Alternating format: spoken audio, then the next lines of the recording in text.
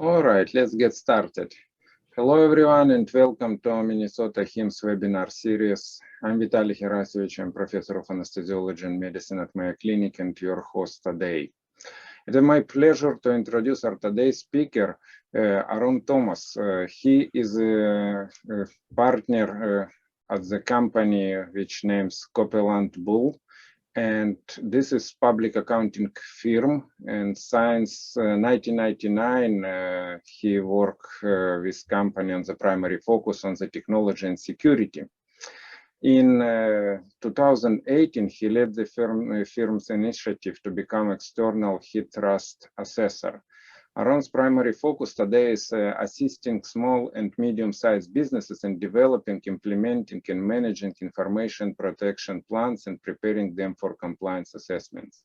Today, he is going to talk why information security and privacy is mission critical. Couple words about housekeeping. We have at the end of the presentation Q&A session.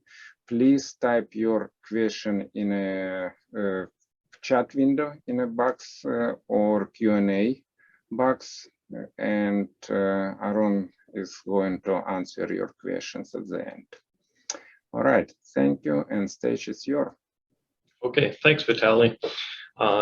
Thank you, everyone, for joining our webinar today of why information security and privacy is mission critical. Again, my name is Aaron Thomas. I'm a partner with the Copeland Buell & Company in Wayzata, Minnesota. Today's agenda, we'll first talk about what is information security and privacy. We'll talk about why information security and privacy is mission critical, some of the risks and benefit of addressing information security and privacy, some key considerations related to security and privacy, and then at the end, we'll walk through how to go about building information protection plan to address security and privacy. So to start out, we should have a conversation about what is privacy versus security. Oftentimes, the two terms are used interchangeably, or there's slight confusion as to what one is versus the other. Privacy is the state of information availability. Who has access to what, when, and how.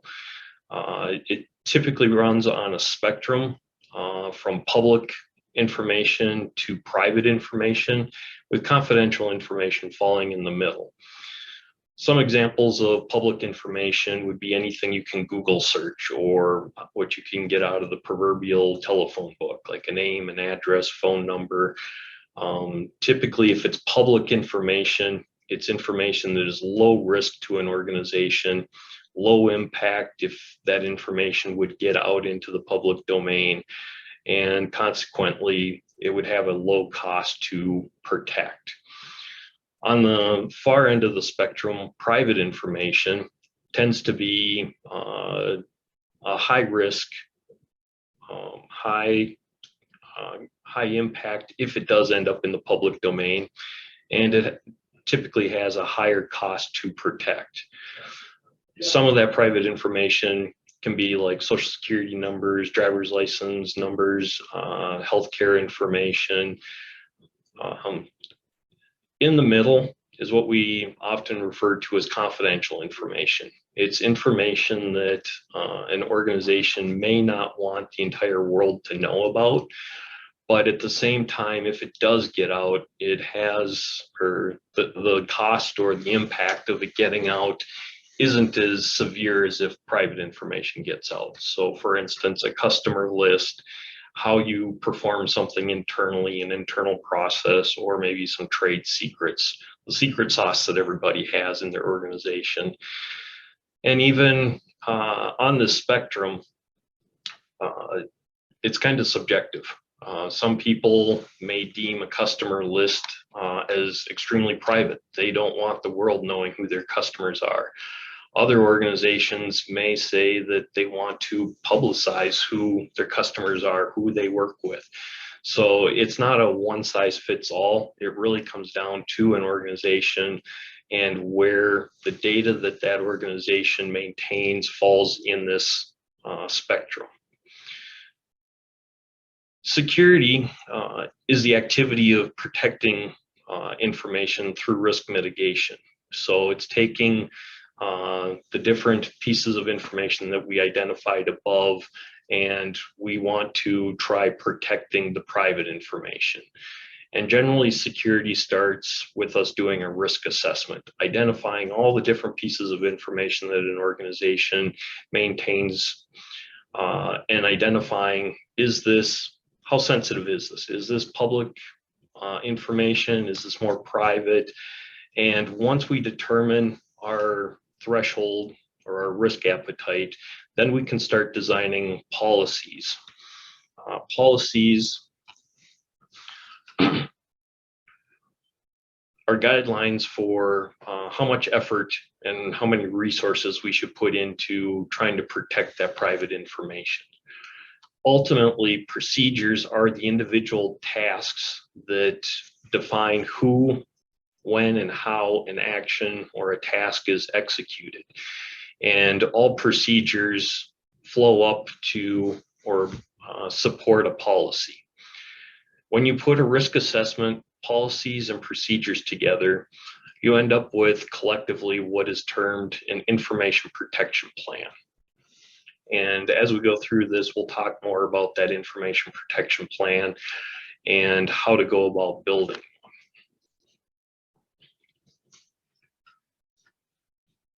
So why is security and privacy mission critical? In any organization that has any employees, you typically will find departments like human resources, payroll, finance, information technology. It's hard for an organization today to operate without those resources. I make the argument that information security and privacy should also be considered as one of those critical business units. Gone are the days when we can ignore these risks. The costs when information flows from private into the public domain have exponentially gone up, and it's becoming very costly for businesses to operate efficiently and effectively without addressing information security and privacy. So information security and privacy is really about managing risk and ensuring compliance with regulations. Some of the risks that we try to address in information security and privacy are external and internal unauthorized access.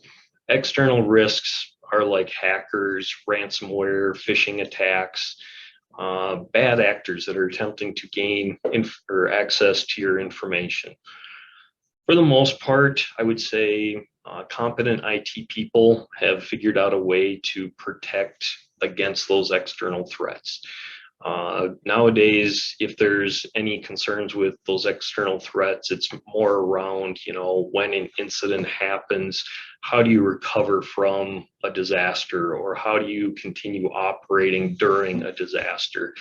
And without actually having a disaster, it's kind of hard to prepare for those. You can document, you can put all the procedures in place, but really doing tabletop exercises to test those plans is very, very important. Probably less addressed in most organizations is the internal unauthorized access. By nature, most of us are trusting people, especially in Minnesota and the upper Midwest here. We want to think that we're working with our friends, our colleagues, and it's hard to think that somebody internally would act maliciously towards our organization.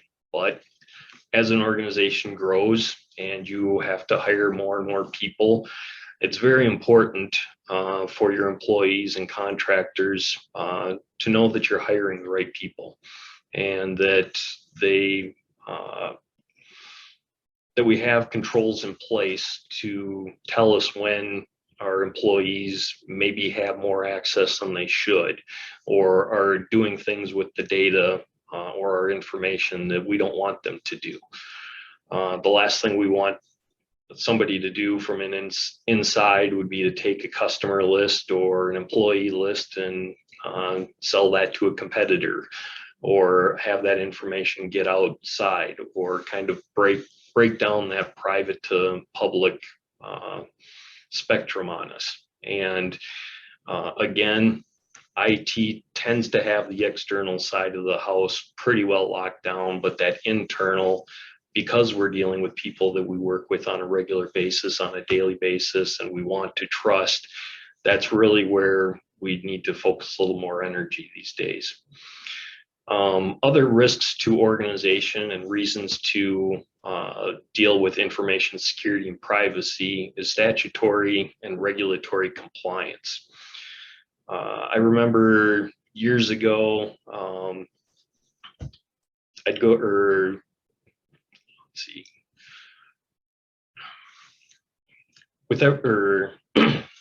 in the mid 90s, the government came out with HIPAA regulations to address fraud and abuse. And over time, those HIPAA regulations have come to also protect patient privacy. And if you do not protect that information, there can be significant fines or penalties associated with the records that are lost or records that end up in the public domain. That's just one example of how ensuring statutory or regulatory compliance can cause a loss for an organization.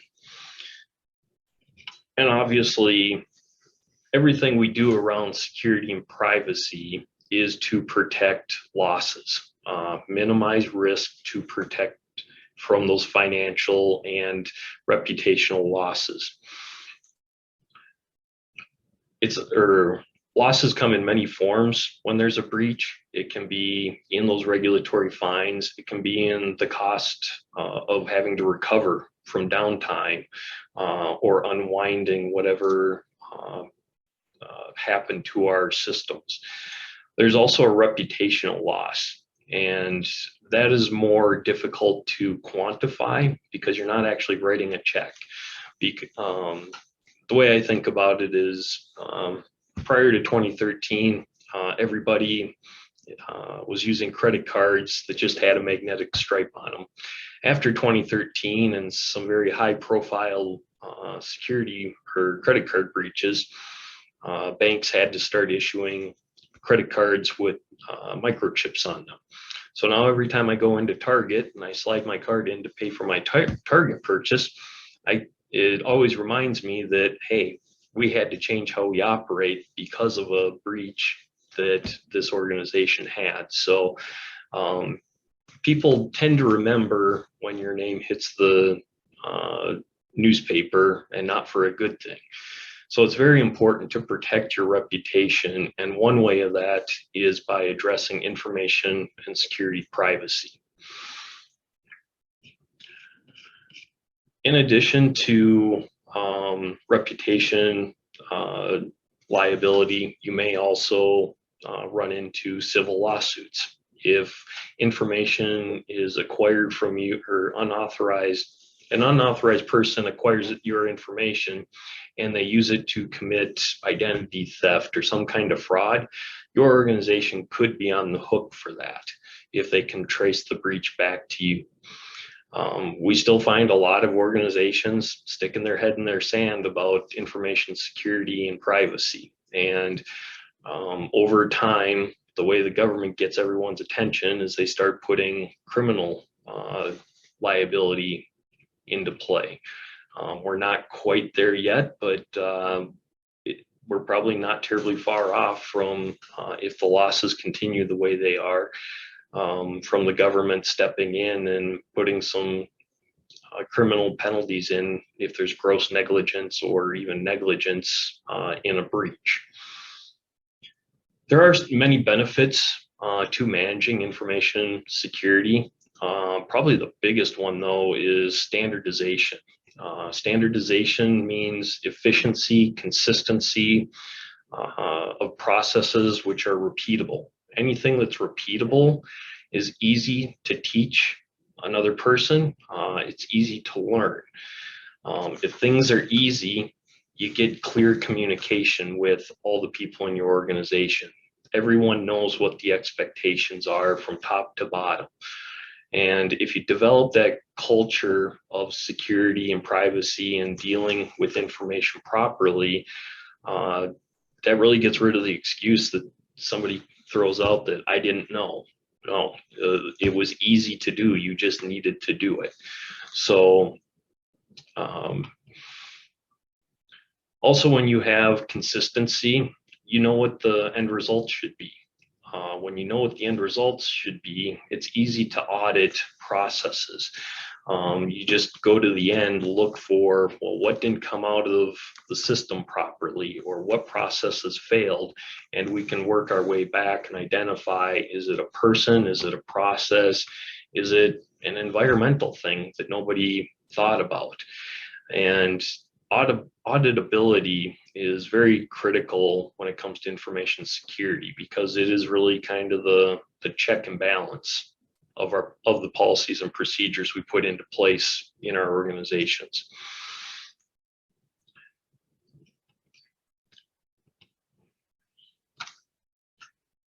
The other thing is, you know, if you have clear policies and procedures and that standardization, it makes addressing change in regulation or changing threat platforms to and much easier than if everyone's doing their own thing. You know, if you're standardized, you have to change one set of instructions versus having to change a whole bunch for a change in an organization's threat platform.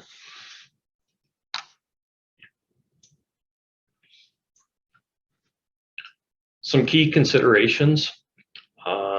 Security and privacy are not the same. As we defined earlier on, privacy is where information lies within that spectrum between public and private. Oftentimes when I work with clients, it's the IT guy that's giving me a call, or gal, saying, hey, my boss or my CEO tasked me with the security project. I don't know anything about security. What am I supposed to do? IT definitely plays a big part of information security, but there's a lot of other things that happen in IT security that IT personnel may not be real experts with. And keep in mind, or some of these within security, you have administrative tasks, you have physical security that needs to be addressed, and then the IT infrastructure. Some of the administrative tasks are things that only upper management or business owners, boards of directors that can address or make decisions on. When you're talking about risk assessments, documentation, developing business objectives, that's all something that IT would never have an idea on how to address. Physical security, oftentimes you may have a facilities person or one person that's charged with managing the office. That's not typically an IT infrastructure. Where IT comes in is safeguarding, making sure those firewalls are protected, endpoints are protected with endpoint protection, mobile devices are protected, that kind of stuff. They manage cradle to grave of information. They're the ones responsible for executing on the procedures, not developing the policy, not doing the risk assessment. The other thing to keep in mind with information security is complexity is the enemy. I always say KISS, keep it simple. Kind of going back to our last slide, when we were talking about, you know, you want something to be easy to learn, easy to communicate. If you make it too complex, people are either going to ignore it, they're going to shortcut it, or the procedures are not going to be followed the way you want them to. And I guess keep in mind that, you know, as I was growing up, they always said, you know, most people read at like a 7th or 8th grade level. You know, you should write your policies and procedures so that a 7th or 8th grader could follow those instructions. If a kid can follow instructions, you know you don't have something terribly complex. You have something that's repeatable, something that it can be consistent. Security doesn't mean expensive software or hardware. Software and hardware are basically machines which automate repetitive tasks. Any of these tasks can be done manually. And unless you're dealing with large volumes of data or complex processes, which we just got done saying we don't want, it is very possible to design manual procedures which aren't very complex that you can build into your workflows.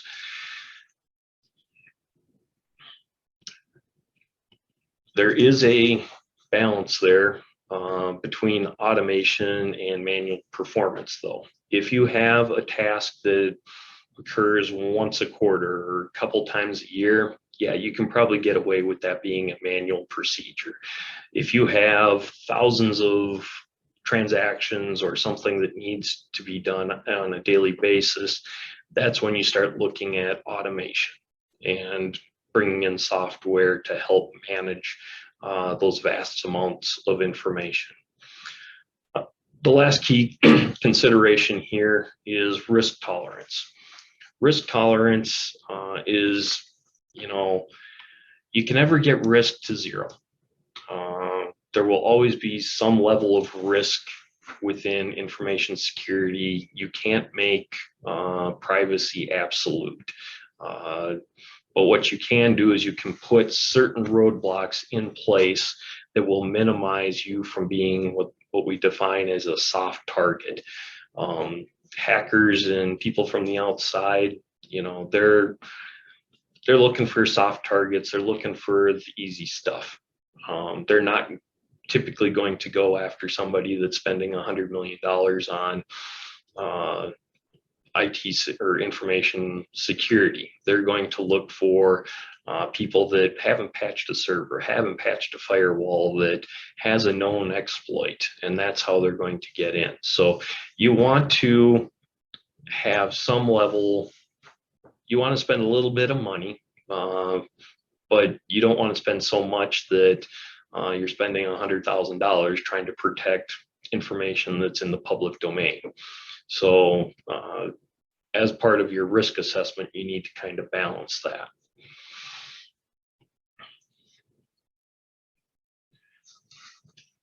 So my last slide here, this is where I spend a good amount of my time working with clients, and it's on building information protection plans. And I work with businesses that have 5 users all the way up to businesses that have several hundred users. And oftentimes I'm working with C-suite owners of the business and a variety of people from HR to admin to most definitely IT. But in order to start building an information protection plan, an organization needs to define a leader, somebody who knows the business, has authority in the business.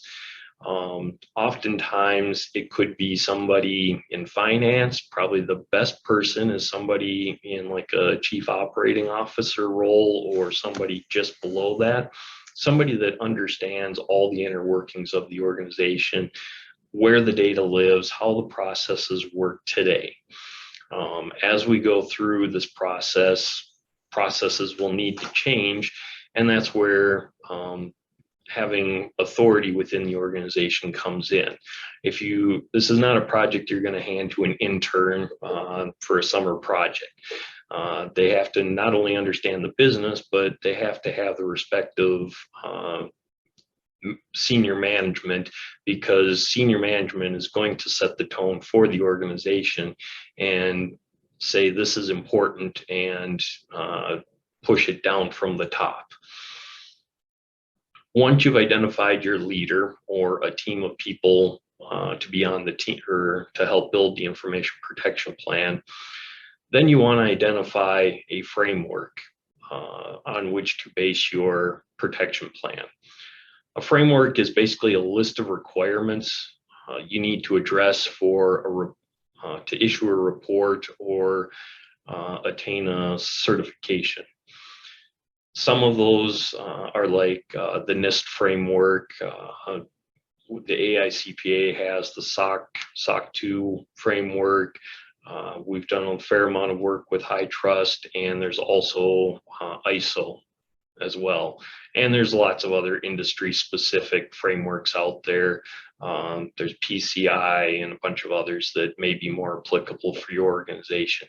The idea is to find one that is generally accepted in your industry, or a framework that a lot of your customers may be requesting.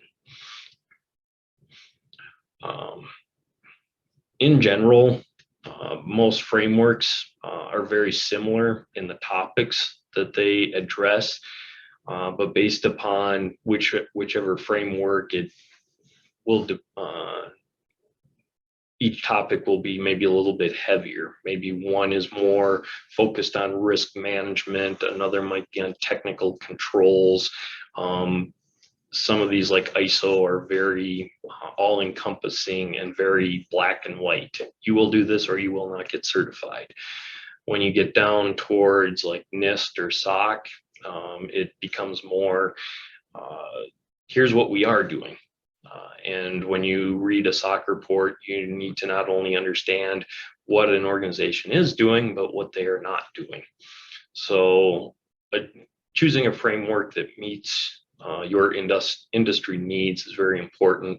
And I also point out that I get a lot of requests about HIPAA, and HIPAA per se is not a framework. It is more of a law. You can build it into a framework, but generally speaking, to be HIPAA compliant, if you are NIST certified, have a SOC report or HITRUST certification, you are HIPAA compliant. So just one note of differentiation there. Once you've identified which framework you think you want to build off of, and don't be afraid to ask people or ask other peers in your industry which one they're measuring against, because that's a great place to know which framework to choose. Once you've identified your framework, your leader or should be working with a project manager to help develop a project plan with milestones.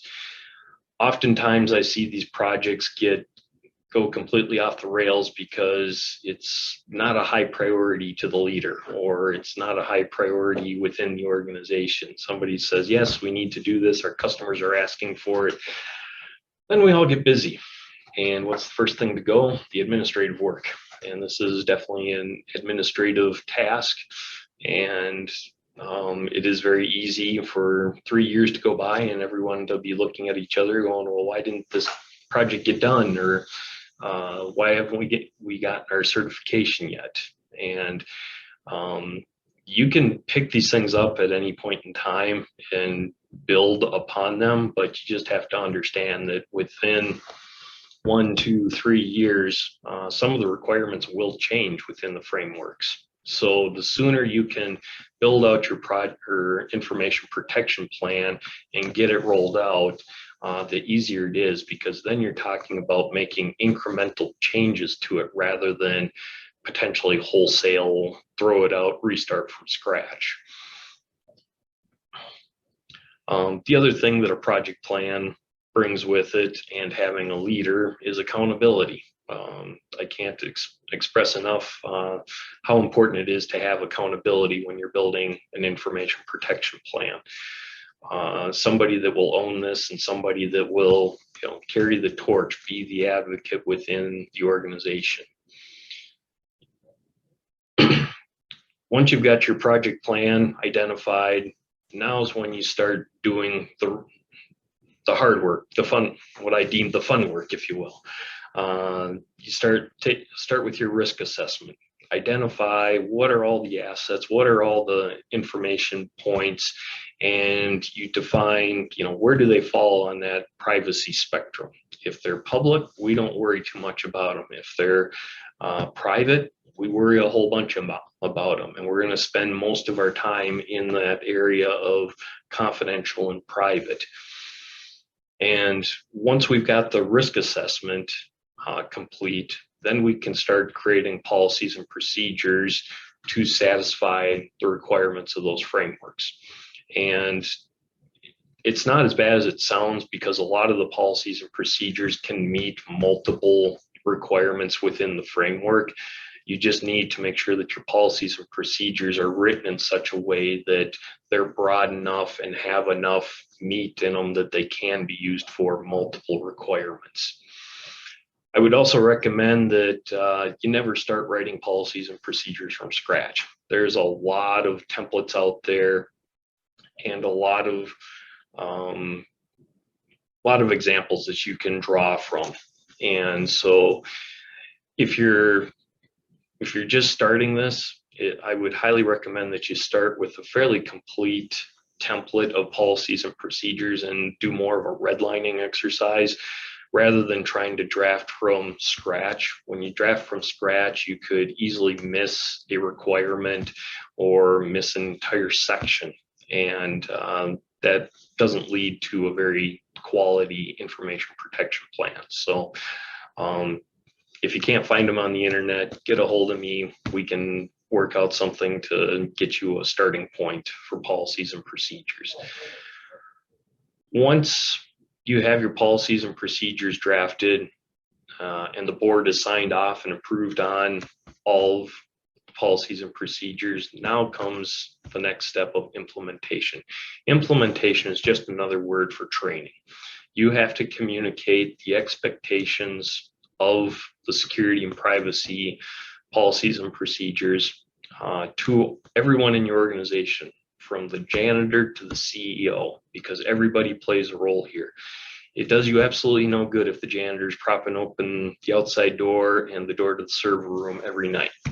At the same time, if the CEO is clicking on phishing links, that's not good either. So everyone within an organization needs to be part of this, needs the training.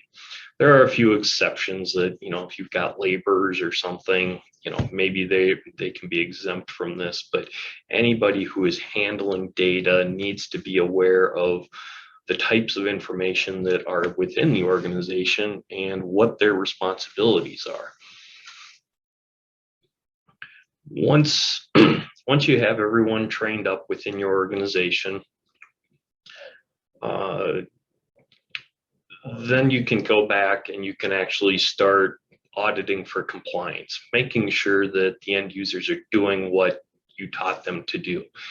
And auditing is one of those things that you can do internally. You can have a third party like our firm come in and audit from a third party perspective. But having that ability to check to make sure that people are doing things that you taught them to do is very important. People won't do it if people think they can get away with something. And when you do an audit, you're not looking at every single detail. You're picking certain areas each time to go and verify that the procedures are functioning the way you expect them to. So although it does sound daunting that, when you get done with one of these, you might have 120 or 150 policies and procedures. That might be on the large side. I've seen some as small as, 25, 30 pages, but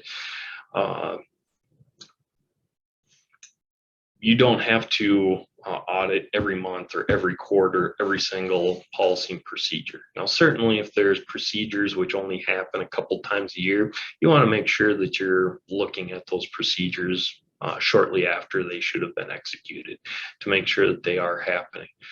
I always say you want to do this audit periodically during the year, because the last thing you want is when an auditor, third-party auditor like Coke and Buell comes in and goes to do the audit and asks for, okay, show me all your backups for the last 12 months, and you find out that your backup stopped in March and it's now December.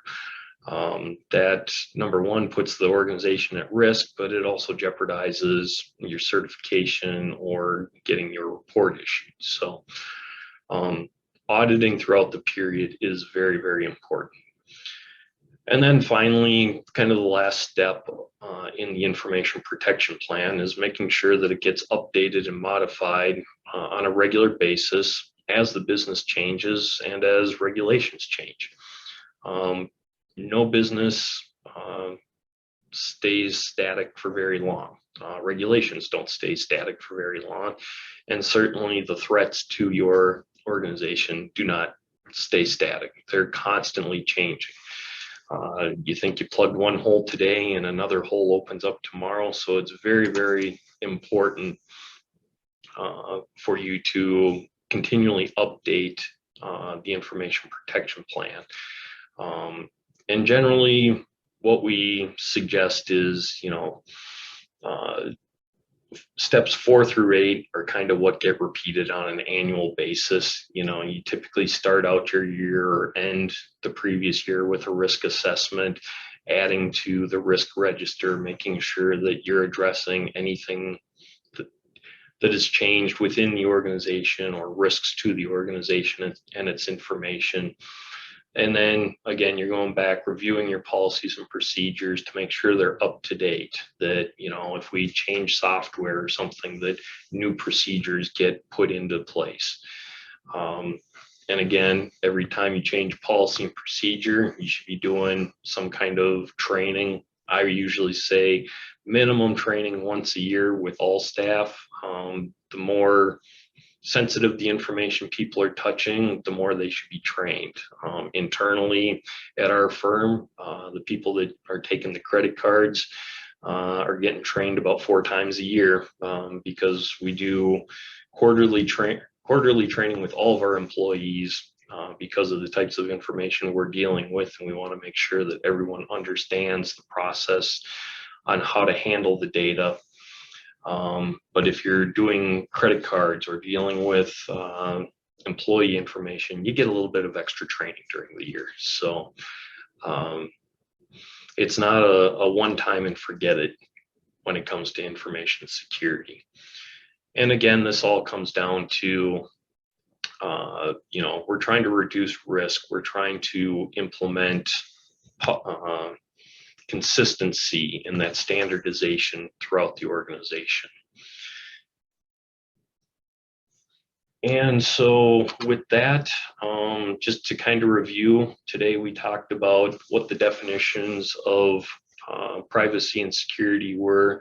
We talked about why it's mission critical to deal with information security, some of the key considerations that you should think about when dealing with security. And then finally, we talked about how to go about building an information protection plan. And with that, I will open it up for questions. And looking here. All right. Thank you, Aaron, for this presentation. That's actually a very, very nice outline of the action plan. And we really appreciate your thoughtful outline. Until we wait question, I actually ask one. Probably that's a little bit provocative.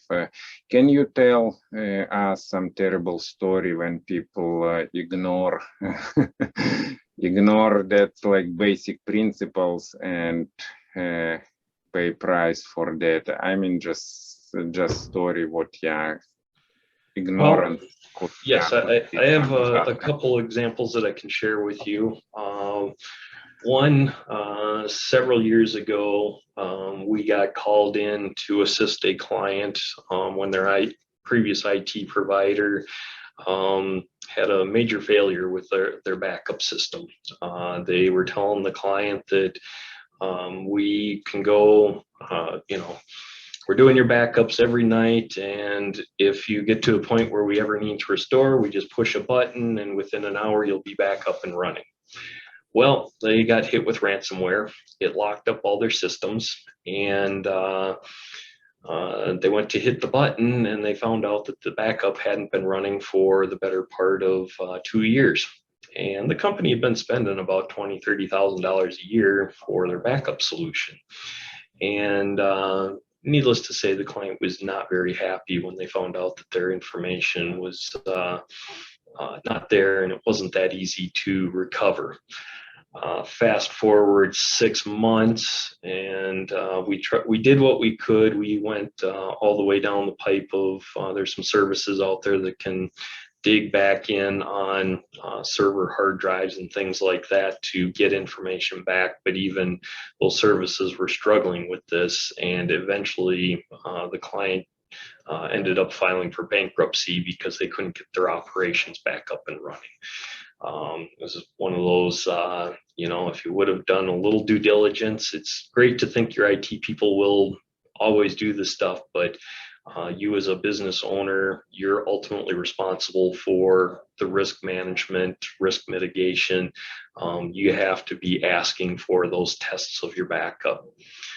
Another example I have is it was actually a data breach, and it was a waste management company in the Twin Cities here, and they were not following their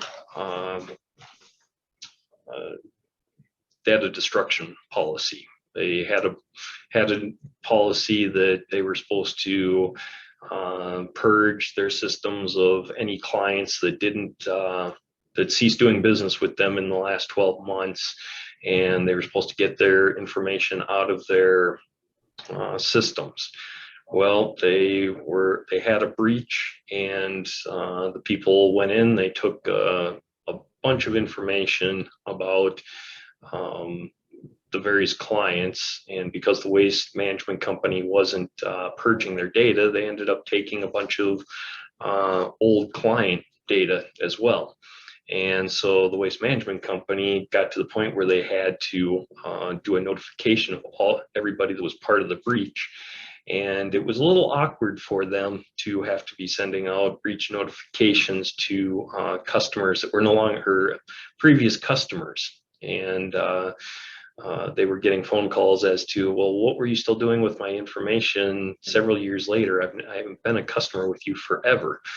And so it was a very awkward time for that organization. So those are a couple examples that I can point to when things go wrong, when security and privacy fail, or people aren't following through. And that's so much the reason why auditing internally and externally, to make sure people are doing their jobs, so that you don't run into those awkward situations, so that if there is a disaster, you can hit the button and restore everything within an hour. It's not the time to find out that you have a procedure failure when you absolutely need something. So yeah, I probably would add for that, like information security is one of this area when people not pay attention until they need it. Absent doesn't mean what people doesn't do anything. That means everything in order. And yeah, but some like leaders, they probably not always understand what this silence means. People do job perfectly, yeah. Otherwise, that's lead to these disasters or so. Yep. Looks like we don't have so much question. And yeah, given that, I suggest what we adjourn, and also give 10 minutes back to audience. Thank you again for your time, your presentation, and I just would mention presentation would be archived on the Minnesota HIMSS website and available on the YouTube from the link from the website. Thank you. Thank you. Bye. Bye.